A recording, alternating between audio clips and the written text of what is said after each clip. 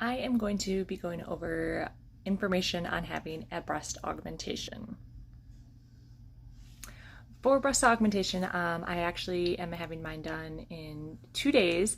So I just kind of want to go over some information that maybe people don't know about or looking for more information on.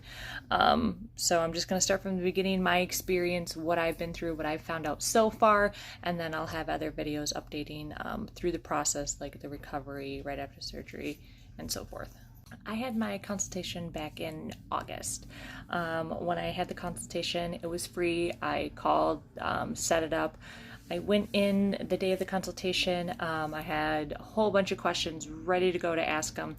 And actually the doctor and the nurse, they went over everything that I could have possibly asked beforehand. So that was really awesome, that all of my questions were pretty much answered before I could even ask them. I did have a few other questions. I'm just going to go over some of those things now with you guys. So the biggest thing is, one of the biggest things is the placement of where to have the implants. You can either do over the muscle or under the muscle. I myself will be doing under the muscle. It's more of a natural look, having it under the muscle versus over. When it's over the muscle, if you don't have a lot of breast tissue already, it will kind of look more like a sphere, kind of ball, like you can kind of tell a little bit more that it's fake, versus under the muscle, it looks a little more natural. With the incision, there's different places that you can have the incisions done at, You can go through the armpit, the nipple, under the breast, or even through the belly button. I know certain ones have to be saline. I will actually be going underneath the breast, which will then take us to the different types of implants. There's saline, silicone, and like a gummy hybrid silicone. I will be having the hybrid implant. So for that, they figured the best thing to do. Oh, it's time to play. Sorry, 1 second. Sorry about that. The different types, so I'm going to be having the hybrid. It's going to go under the breast, since it's going under the muscle. They figured that would be the best for me with my size and frame. There's also, I didn't know this, there's different like shapes and profiles. There's like a high profile or a low profile. High profiles where it's like fuller on top, a lower profile it kind of like swoops a little bit more.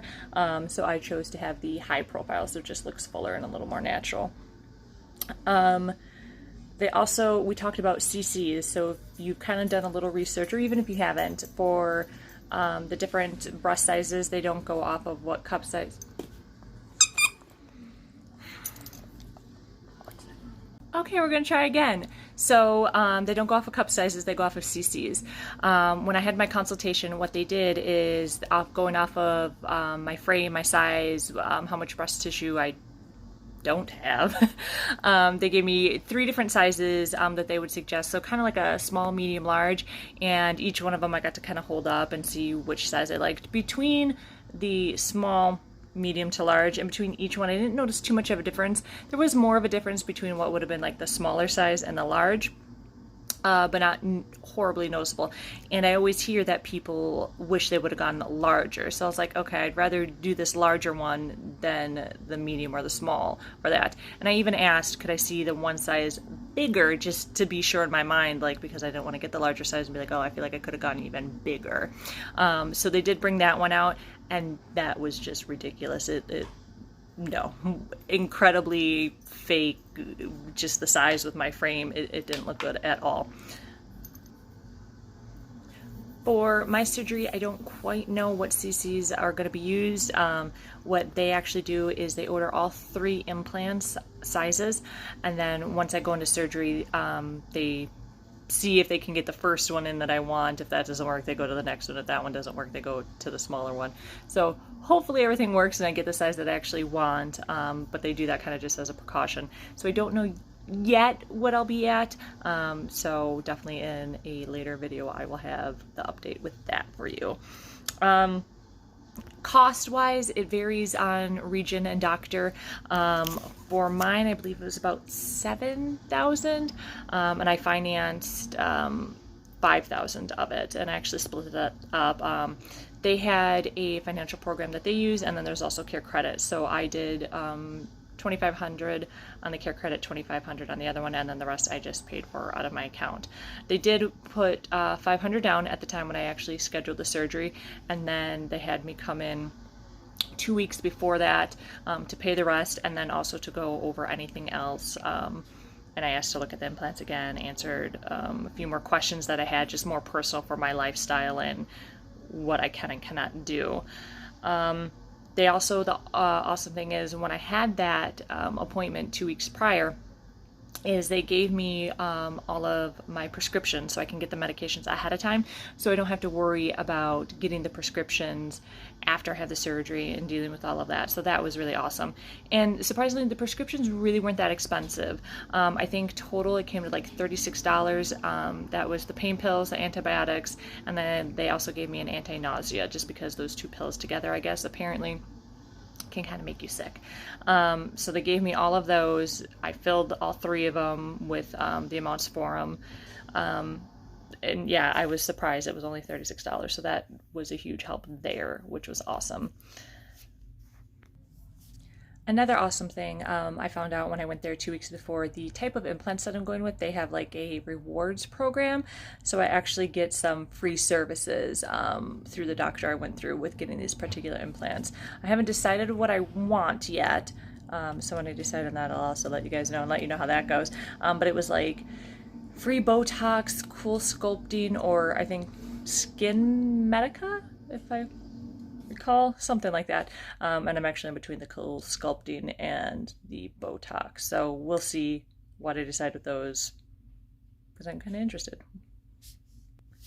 Since it is 2 days prior to my surgery, the hospital actually called me today to get some information. Oh, that's another thing. So the surgery is actually being at a hospital, which kind of made me feel a little bit better in case something odd happens or goes wrong. I'm kind of safe there. So the hospital called me, and they told me the directions and what time I had to be there. The surgery itself will only take about 2 hours.